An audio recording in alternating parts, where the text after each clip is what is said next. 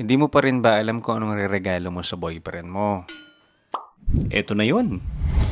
Electric shaver from Enchen. Pagtanggal ko nga ng plastic cover, bumungad ka agad tong box na to. Buksan natin. But wait, there's more. Packaging pa lang, napaka-premium na. At dahil looks can be deceiving daw, let's see what's inside. Wow! Kasama na nga pala yung Nose hair trimmer. Wow! meron na rin tong accessories and some essentials. At syempre yung ating electronic shaver, Wow. which is the K8 Pocket Shaver. Ay! Grabe naman. Kinalingan naman masyado nito.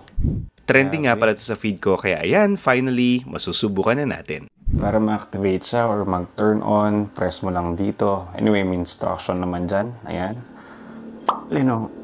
Yun. So, press lang natin. Pwede mo nang gamitin.